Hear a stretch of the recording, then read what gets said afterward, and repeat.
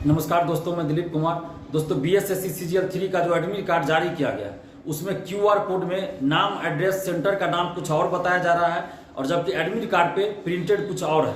यानी कि admit card पे जो प्रिंटेड है नाम, एड्रेस, सेंटर का नाम वो अलग है और क्यूआर कोड में किसी और का दिखाया जा रहा है। इस मुद्दे पे हमने बीएसएससी के प्रभारी सचिव सह ओएसडी मनोज कुमार जी से बात किया है और उन्होंने हमसे कुछ एडमिट कार्ड मांगा था।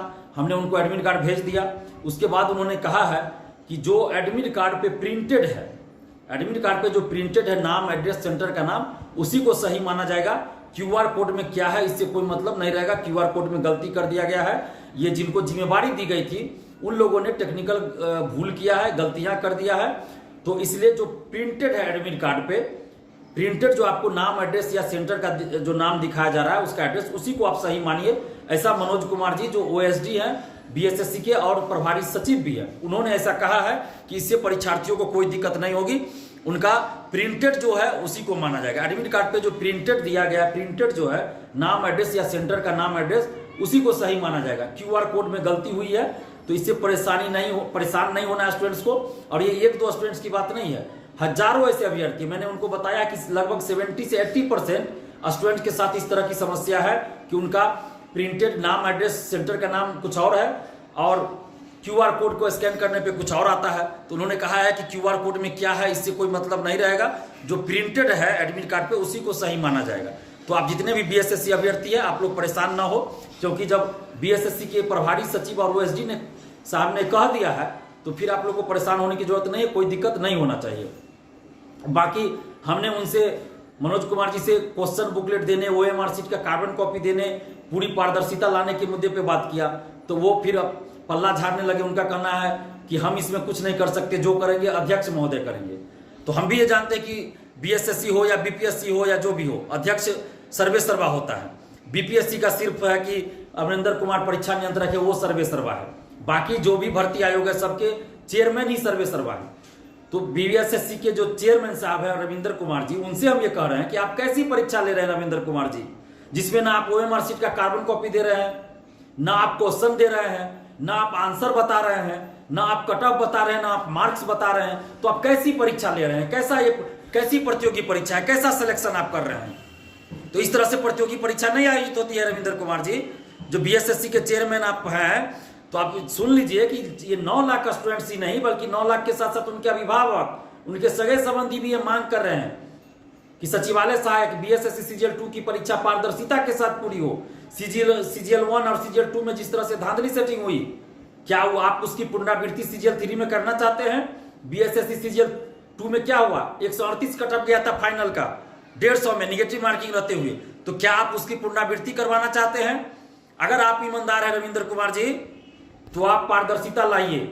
सचिवालय सहायक बीएसएससी सीजीएल 3 की बहाली में पारदर्शिता लाइए। आखिर आपको आंसर की जारी करने में क्या दिक्कत होगा? आखिर आपको ओएमआर सीट की कार्बन कॉपी देने, क्वेश्चन देने में क्या दिक्कत है? क्वेश्चन देने में क्या यूपीएससी की परीक्षा होती है तो उसमें क्वेश्चन दे दिया जाता है? बिहार में बीपीएससी का क्वेश्चन बुकलेट दे दिया जाता है। बिहार में ही बीएड की परीक्षा होती है, बीएड एंट्रेंस की परीक्षा, उसमें आपको ओएमआर सीट का कार्बन कॉपी तक दे दिया जाता है। अभी हाल ही में बीपीएससी ने ओएमआर सीट अपलोड कर दिया ऑनलाइन। तो आखिर बीएसएससी को क्या दिक्कत है रविंदर कुमार जी? आपको क्या दिक्कत है पारदर्शिता लाने में? अगर आप ईमानदार हैं तो पारदर्शिता लाइए। अगर आप पारदर्शिता नहीं ला रहे हैं तो इसका मतलब है कि सचिवालय सहायक बीएसएससी सीजीएल 3 की बहाली में धांधली सेटिंग हो रही है और जम के धांधली सेटिंग हो रही है। तो इस चीज को आप बर्दाश्त नहीं किया जाएगा। इसलिए बीएसएससी के अध्यक्ष महोदय रविंदर कुमार जी, आपसे हम आग्रह कर रहे हैं, मांग कर रहे हैं आपसे कि आप पारदर्शिता लाइए। ओएमआर सीट और क्वेश्चन बुकलेट परीक्षार्थियों को मिलना चाहिए। चाहे तो ऑनलाइन जारी कर दीजिए। आप परीक्षा समाप्ति के तुरंत बाद ऑनलाइन भी जारी कर सकते हैं। आप आंसर की जारी कीजिए। इस तरह से परीक्षा नहीं होती है। सचिवालय सहायक की परीक्षा हो रही है, कोई मामूली चीज नहीं हो रहा है। मिनी आईएएस कहा जाता है सचिवालय सहायक को। तो इस तरह से नहीं चलेगा। 9 लाख जो आप लोग अभ्यर्थी हैं, आप लोग भी साथ दीजिए। अगर आप लोग चुप रहे तो सीजीएल 2 की तरह इसमें भी धांधली हो जाएगा। जो 138 कट ऑफ गया था 150 में, मेंस का मैं बता रहा हूं, फाइनल सिलेक्शन का 150 में 138 कट ऑफ गया था, क्या ऐसे चला जाएगा निगेटिव मार्किंग रहते हुए? ओएमआर सीट बाहर ले जाकर रंगा गया, क्वेश्चन पहले मिल गया, आंसर पहले मिल गया। तो क्या आप चाहते हैं कि सीजीएल 3 में ऐसा ही हो? आप सिर्फ एग्जाम देंगे, आपका मकसद क्या सिर्फ एग्जाम देना है, एग्जाम में अपियर होना है? नहीं, आपका मकसद सिलेक्शन होना आपका है कि आप सिलेक्ट हो जाइए, तो वो तभी होगा जब आप धांधली सेटिंग के खिलाफ लड़ाई लड़िएगा और साथ दीजिएगा। इसलिए आप लोग साथ दीजिए। जितने भी 9 लाख आप लोग अभ्यर्थी है, अगर एक बार सड़क पे उतर जाइएगा तो सरकार हिल जाएगी। बीएसएससी क्या चीज है, सरकार हिल जाएगी और सरकार को और बीएसएससी को बात माननी पड़ेगी।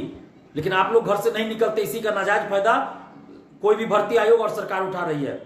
तो इसलिए अभी तो हम कोई आंदोलन नहीं कर पाएंगे, क्योंकि अभी 23-24 दिसंबर को एग्जाम है सीजीएल 3 की, तो अभी कोई आंदोलन करना उचित नहीं है। इसी वजह से हम 67वीं बीपीएससी में जो धांधली सेटिंग हुआ उसको लेकर भी आंदोलन अभी नहीं कर पा रहे, क्योंकि जो बीपीएससी के अभ्यर्थी है उसमें से 99% स्टूडेंट जो है सीजीएल 3 का भी फॉर्म भरे और एग्जाम दे रहे हैं। तो इसलिए अब हम लोग की कोशिश करना होगा कि सभी अभ्यर्थी मिलकर लड़े, चाहे शिक्षक अभ्यर्थी हो, दरोगा अभ्यर्थी हो, बीपीएससी हो, बीएसएससी अभ्यर्थी, सभी लोग को मिलकर एक मंच पर आकर एक साथ सरकार से मांग करनी होगी।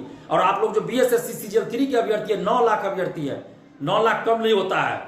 अगर 20,000 सड़क पे उतर जाए तो सरकार की हालत खराब हो जाती है। यही तो 9 लाख अभ्यर्थी है।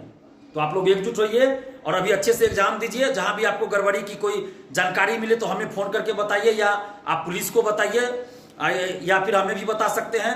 जहां भी आपको गड़बड़ी की कुछ भी धांधली सेटिंग की बात पता चले तो जरूर हमें बताइए या पुलिस को बताइए।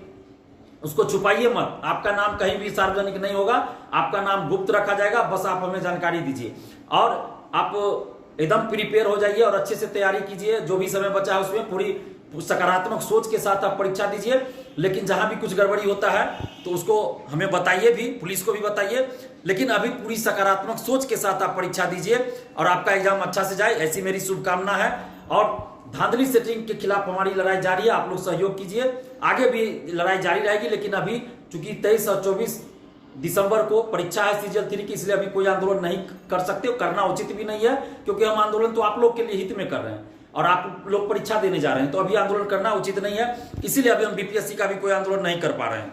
तो आप लोग अच्छे से परीक्षा दीजिए और जहां भी आप लोग को कोई गड़बड़ी धांधली सेटिंग की बात पता चले हमें फोन करके बताइए या पुलिस को बताइए।